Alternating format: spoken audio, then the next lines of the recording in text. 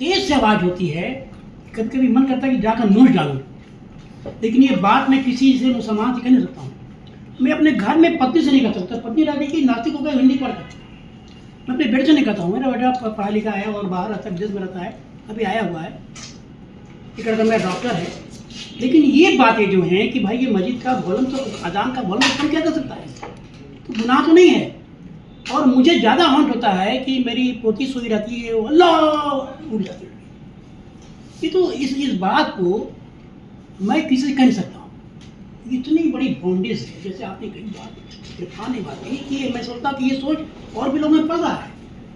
हम अगर एक जमात बनाकर मस्जिद के कम्युनिटी से अगर बोलेंगे भाई ये जो साउंड है, ये तो अगर बीजेपी आ जाएगी तो उतारेगी जबरदस्ती खड़ा होकर। यूपी में उतार चुकी है माइक को, और उतार चुकी है तो बुरा तो लगता है, लेकिन आपने इसको वॉल्यूम क्यों नहीं कम कर दिया, नहीं उतारती।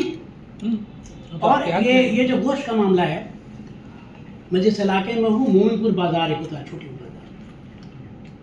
राजेंद्र यादव बड़े अफसाना निगार रहे हैं हिंदी के।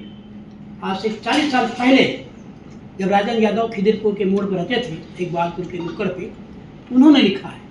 हालांकि बड़े फ्री रहे हैं और बहुत ही इलेक्ट्रिक माइंड के रहे हैं राजेंद्र यादव, हम लोग ये लोग जानते हैं।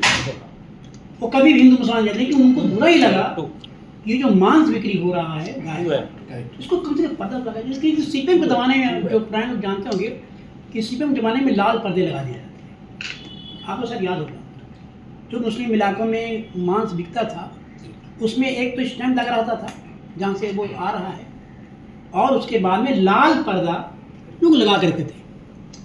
लेकिन सीपीएम के रहते रहते ये पर्दे हट गए, और अब तो ये है कि कुर्बानियाँ जो होती हैं वो रास्ते के थोड़ा हटकर गली में होती है, जो खून सारा बह के आता है।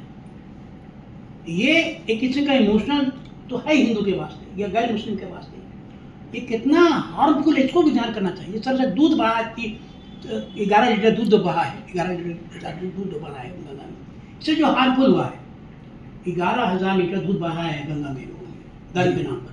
अच्छा, इसकी वजह से नहीं आता होना चाहिए इंटरनेशनल। तो 11,000 लीटर दूध गंगा में बहाया गया है, तो दूध बहाने का दुख तो है, लेकिन उसके जो हाल में जो नुकसान हुआ है गंगा को, वो दूसरा मामला है।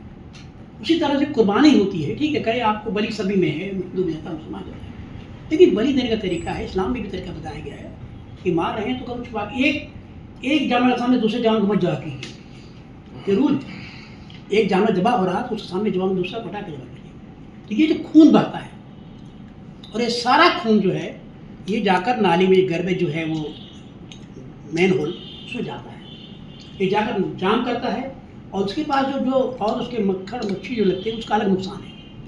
इसके लिए कोई हिंदू नहीं बोलेगा, दंगे हो जाएंगे। मुसलमान को जो प्रोग्रेसिव लोग हैं, जैसे ये सोच रहे हैं, भाई सोच रहे हैं, इरफान सोच रहे हैं, 10-20 आदमी जाकर बोले ये भाई आप कीजिए, लेकिन इस तरह मत कीजिए। ये जो लोग गोश्त के लोथड़े लगे रहते हैं, आप बेरी कीजिए। मोहनपुर में तो मैं आगे हो चुका हूँ, मैं बाजार जाता हूँ, वही मेरा बाजार है, और खाते भी ऐसा नहीं कि नहीं खाते हैं, नहीं मैं नहीं खाता हूँ, घर के लोग खाते हैं, ले जाते हैं सबके, चलिए कोई बात नहीं। लेकिन इस तरह से जो सुबह जो गोश्त उतरता है ये ठेले गाड़ी से, इतना भयानक होता है, ठीक, तो वो देखने लायक नहीं होता है। अगर कोई गुजरे वहाँ से, कोई गैर मुस्लिम, तो वो या तो वो नहीं देखा है तो वो हार्ट अटैक कर जाएगा देखकर, अरे। और जो हिंदू आसपास रह रहे हैं उनको हैबिट हो गया, वो देखते देखते हैबिट हो गया, तकलीफ। हाँ, तो ये जो मुस्लिम कम्युनिटी की बात जो है इरफान ने कही और इन्होंने कही है, ये बहुत अच्छी बात कही। मैं समझता कि मेरी बात इन्होंने कही है। मैं इस बात को दोस्तों में तो कह ही सकता हूँ, हिंदू दोस्तों में, लेकिन अपने कम्युनिटी के दोस्तों में नहीं कह सकता हूँ, अपने घर में नहीं कह सकता हूँ। मैं अपने घर में परिवार पत्नी चिंता नहीं कर सकता हूँ। वो मुझे बोलता है कि हिंदू पढ़ के हिंदी पढ़ के हिंदू हो गया है। Thank you.